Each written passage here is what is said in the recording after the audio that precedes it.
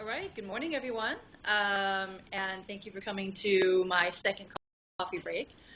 This one now on goals of care and advanced care planning. So I just wanted to say first, thank you all so much for participating in this class. It's just been a really great thing for me to be participating in. I've never done anything like this before, and just being able to connect with you all by video and also by chat rooms and all of that has been really fun. So, my hope for you all is that, this course gives you food for thought and also some ways that hopefully you can, modify your clinical practice. And also for the lay people out there, things to think about in relation to supporting your loved ones or being a loved one going through, some diagnosis such as cancer. So thank you again for coming. And I also appreciate all you guys for coming to the chat room that we did on Sunday about Paul Kalanthi's book, When Breath Meets Air or Becomes Air.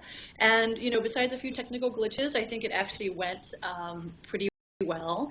And I just really appreciated people participating in the chat room by typing and also by people by voice in the chat room. So hopefully we'll be able to do something like that again. And, I know that there was a lot of discussion around, how this personally affects us as people and as clinicians. And, I think that's actually one of the things that I wanted to talk about today during this coffee break is around how all of these discussions affect us as people, as clinicians, when we're dealing with these complicated issues. And, it is really challenging. And I think these things do hit home a lot of the times. And, I think, now that I've been doing this for a while, I've realized that it's just so important for us to be able to know, what triggers us as a person. What are things that is difficult for us to hear or us to work with. And I'll just give you one example from my own practice because this is kind of in regards to goals as well. So I worked with this woman who was a young woman. She was probably in her mid-40s, and she was a Muslim. She lived in Iran for many years, but she was now living here, being cared for by her brother. I believe that her family was all in Iran. And she came to the hospital basically in lots of pain. She had, I believe, some sort of gastric cancer. And I was actually called in because they were concerned that she was being abused by her brother. And I remember seeing her in the hospital, and she was turned on her side, and she was, she was grimacing, and she just looked horrible. But she was able to talk to me, and she said, it's really important for me that I suffer, that she needs to suffer in order to get to some kind of spiritual place in her own faith as being a Muslim. That was what she believed. And she felt that her brother was treating her well in relation to that, even though from my perspective as a clinician, she completely was suffering. And I think for me to know that there was nothing that I can do to help her suffering, and also that she was choosing this, I think was really difficult. But I think, it's really important doing this work to be able to respect and honor another person's choices, even though those choices may not be the ones that we would make. And I think over and over again, I'm shown that. And how can we as clinicians and as providers be able to show that we actually honor that our own judgments don't get in the way of being able to help people. And, that's why I think that self-awareness is something that's super important in doing this kind of work. And I think any kind of self-awareness practice you have, whether that's a physical practice, such as, any exercise that you do, or yoga or meditation, all that I think is very, very helpful. So, clinician discomfort is normal. We know that we're going to experience that, but it's a matter of noticing what is our own feelings and, what is the patient's and family's feelings, and not getting those two things mixed up. We are not them, even though that we can sort of want to help them. Our feelings are our own and their feelings are our own, and how can we utilize our skill set the best way to be able to help them find their way through this process. So, and I I really appreciate my own discomfort because I know that I am then connecting to my own humanity as well as the humanity of these people who are in front of me. Um, so another topic that I want to talk about, because I think this has come up in the discussion boards as well, is around what is the right time to talk about goals. And I think, one of the difficulties is that goals of care has become linked to you have a serious illness. So when people talk about goals of care, that's what people anticipate. And, I think, is there a time when it's too early, and then we also don't want to wait until like, oh my God, like, I want to have everything done, like when someone's in the ICU, for example. So, I guess my own thoughts on this is that, goals of care, I mean, maybe that's not the best label because really, when we're seeing people face to face, when I see a person face to face in a clinic room, I'm here with this human being. And this human being is way more than why they're coming to see me for this illness. They've lived a life, they've had interests, they have had struggles, they have passions and joys that I don't know about.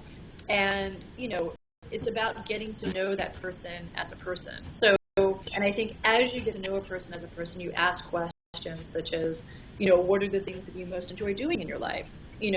What are some things that you can't imagine your life being without? What have been some of the most interesting and exciting experiences for you that you've enjoyed in your life? What are things that you most enjoy? I think all of those questions are really important to ask at any point in the illness trajectory. And I actually also think that it's really important to ask those things. I mean, even of like people who are healthy, quote unquote healthy. Like if I'm going to see my primary doctor, it would be great if that person wanted to know me as a person. What was important for me, what kinds of things I like to do on the weekend, all of that kind of thing. Because I think that does help in terms of discussing about treatment. So, one of the things I think about is that, we as clinicians and as healthcare providers, we aren't just working with people's bodies. We are working with people's souls, their life essence. I mean, this is kind of what we're doing. And so if we don't get to know what their life essence is, or what their passions are, or what their interests are, what's most important for them, we're never going to be able to serve them well. So I think it's never too early to ask, and I think it's in the context of getting to know you as a person. We want to get to know you as a person, and the sooner we can do that, the better we can actually treat you. So those are some thoughts I have about timing. I think definitely waiting until like the last moment to ask those questions, when a person's in the ICU or, when a person's been declining for a long time, then it becomes much harder to talk about those things because it seems like it's about healthcare decisions, intubation and all that versus like who I am or who that person is as a person, because I think those things help decide treatment trajectory. And then another thing that came up, I think, was around conflicting goals. Like, what if a patient, wants cure, but then also wants to alleviate pain, or maybe they want to live as long as possible, whatever that means, but they also don't want to suffer. And I think those are things I hear quite a bit. And and I think really, and how do you work with those things? So I think exploring with the patient those things in the context of a visit is actually really helpful. I mean, in terms of living as long as possible, what, asking questions around what would make that worthwhile? Like, how would you want to be living at that time? Like, what would make life worth living for you? Is being in a bed, being able to read and interact with your loved ones enough? Or do you feel like you need to be active, And also I think asking about the cost of it. I don't know if cost is the correct word, but, I think, people often are like, well, of course I want this disease to go away, so of course I'm going to do this chemotherapy or these other treatments. But how is that going to affect your daily life, as you do chemotherapy? What is that going to look for each day that you're around? How your quality is going to be affected. Because then sometimes people will say, well, I didn't know that actually I won't be able to do anything after I take that chemotherapy treatment. And like for a week, I'll be in bed, maybe you choose to not do those things because the cost benefit is it worth it for that person? You know, so I think it's really weighing those options. But there does come a time when, the physical makes it so that a person is no longer something that maybe they used to do. And I think an interesting thing that I found is, the patients who I've worked with who have been really active in their lives, like the hikers, or the people who've parachuted, or, the people who rock climbed, people who've been physically active in their lives have a much harder time physical decline than people who've been scientists, or have a life, like a really strong life of the mind. They didn't really have like this physical life, that they've been sustained that way.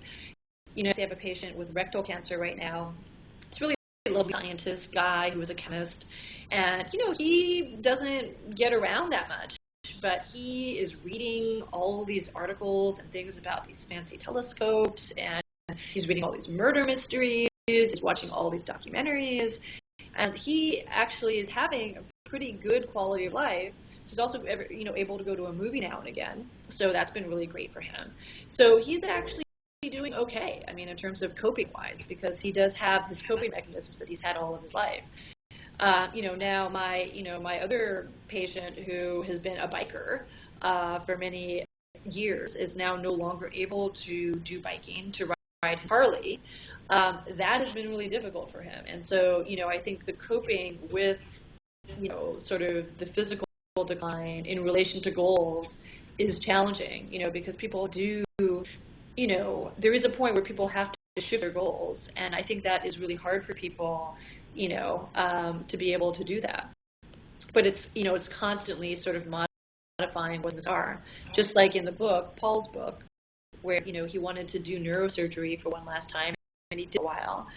But then he realized, because he couldn't physically do it anymore, that this was probably the last time he was going to do it, and so sometimes it's different about what a body cannot do.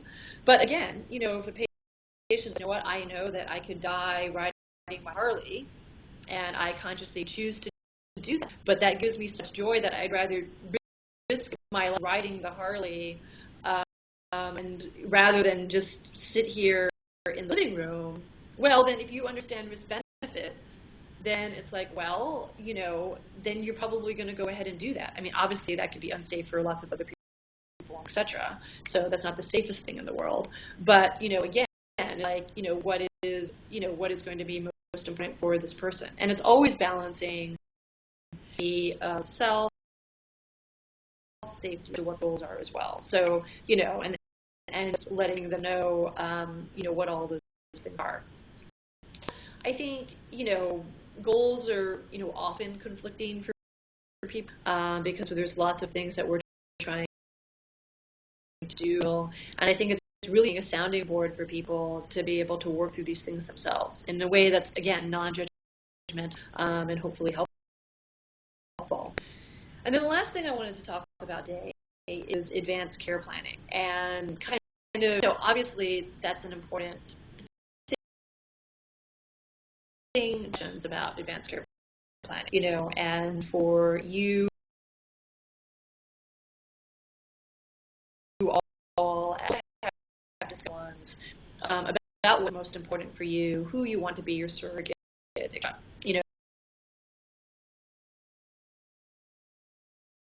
you have at the time that things get serious. I think care planning has been, again, like goals of care, connected to dying, so that makes it really different. So I think care planning can be in the beginning of medical treatment. I always say, like, it'll be great if, each primary care for fill out an advance directive, that it'd be naturally part of your medical care. Was it to getting medical care would make it something that would be more standardized. And I think at the very least to be able to choose a surrogate. I think in my one with Sarah in the course, I think I might have said, I actually have one. I think that actually need to be really sick to have an like you can have one and be fine. I'm always like not I don't need to use this, but, I always frame it as, this is, protection for your family. If something happened to me and, my partner know what I wanted, I mean, that's a horrible feeling to not know what your loved one wants. So, I think in some ways for me, it's a way to protect my loved ones so that they don't have as much stress if something did happen to me.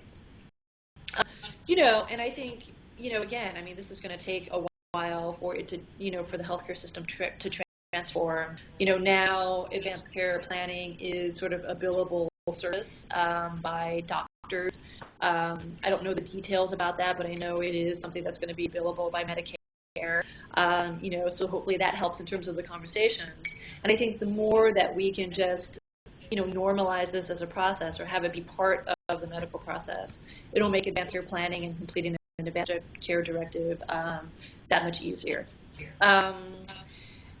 So I think those are the things I wanted to discuss today at our coffee break.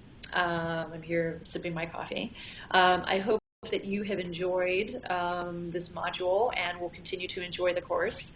And please let me know or let the facilitators know if there's anything else that we can do to help support you. If there's any questions that come up from this coffee break that you would like to ask, please do. The facilitators will be able to forward me the information and I'll be able to get back to you. So thanks again, and I hope that you guys have a great day. Take care. All right. Bye-bye.